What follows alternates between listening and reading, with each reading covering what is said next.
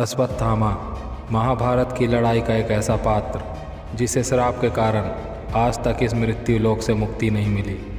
आखिर क्या हुआ था महाभारत काल में जिसके कारण आज तक अश्वत्थामा अपनी मुक्ति को तलाश रहा है।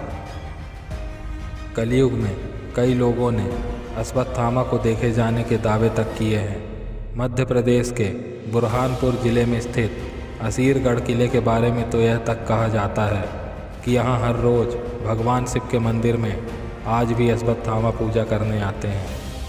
आइए हम आपको उस योद्धा के बारे में और असीरगढ़ किले के बारे में कुछ ऐसे रहस्यों से रूबरू कराते हैं। गुरु द्रोण के मारे जाने से हताश हुए थे अश्वत्थामा।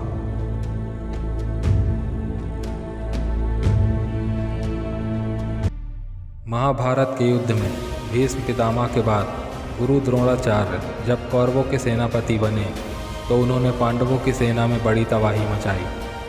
पांडवों को गुरु द्रोणाचार्य से निपटने का कोई रास्ता नजर नहीं आ रहा था। ऐसे में कृष्ण ने युधिष्ठिर से कहा कि कूटनीति से काम करते हैं। एक दिन युद्ध के बीच पांडवों की ओर से यह बात फैला दी गई कि अश्वत्थामा मारा गया। अश्वत्थामा जो कि गुरु द्रोणाचार्य का पुत्र था। गुरु द्रोणाचार्य अपने पुत्र अश्वत्थामा से बहुत प्रेम करते थे। उन्हें इस सूचना पर विश्वास नहीं हुआ और उन्होंने इस बारे में युधिष्ठिर से पूछने की ठानी, जो कभी झूठ नहीं बोलते थे। श्री कृष्ण इस बात को जानते थे कि द्रोणाचार्य जरूर युधिष्ठिर से इस बारे में पूछताछ करेंगे।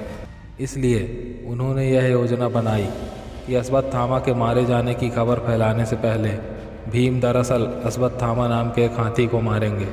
भीम ने ऐसा ही किया था। ऐसे में जब द्रोणाचार्य ने आकर युधिष्ठिर से सवाल किया क्या सच में अश्वत्थामा मारा गया, तो युधिष्ठिर ने कहा हाँ अश्वत्थामा मारा गया, लेकिन नहीं पता कि वह मानव है या हाथी।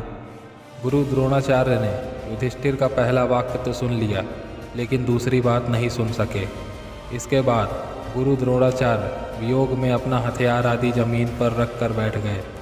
यही पांडवों के लिए मौका था और धृष्टद्युम्न ने गुरु द्रोणाचार्य का सिर काटकर जमीन पर गिरा दिया। श्री कृष्ण ने दिया अश्वत्थामा को श्राप। महाभारत के युद्ध में जब दुर्योधन मौत की कगार पर था तो उसने अश्वत्थामा को अपना आखिरी सेनापति बनाया। अश्वत्थामा ने इसके बाद धोखेबाजी से पांडवों के शिविर में रात के अंधेरे में प्रवेश किया और पांडवों के 5 पुत्रों के सिर काट कर ले आए। अश्वत्थामा को लगा कि उसने पांडवों को मारा है। हालांकि उसे गलती का एहसास हुआ, लेकिन द्रोणाचार्य की मृत्यु से विचले अश्वत्थामा ने अभिमन्यु की पत्नी उत्तरा के गर्भ में पल रहे शिशु को भी मारने के लिए ब्रह्मास्त्र चला दिया और जाकर छिप गया। श्री कृष्ण ने इसके बाद अश्वत्थामा को खोजा और उसके माथे में छिपे मणि को निकालने के लिए मजबूर किया। इसकी मदद से श्री कृष्ण ने अभिमन्यु के संतान की रक्षा की।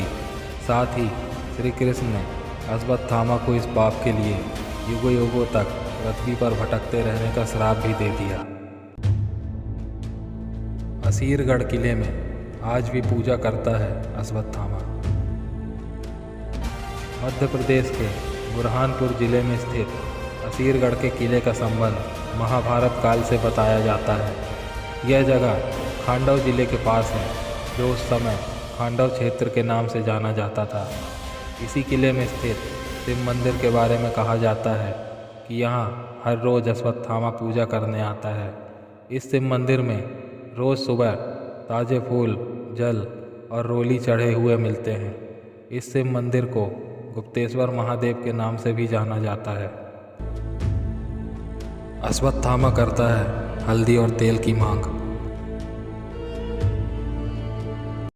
यहाँ के कई स्थानीय और बुजुर्ग लोग बताते हैं कि उनसे अश्वत्थामा ने घाव पर लगाने के लिए हल्दी और तेल की मांग की।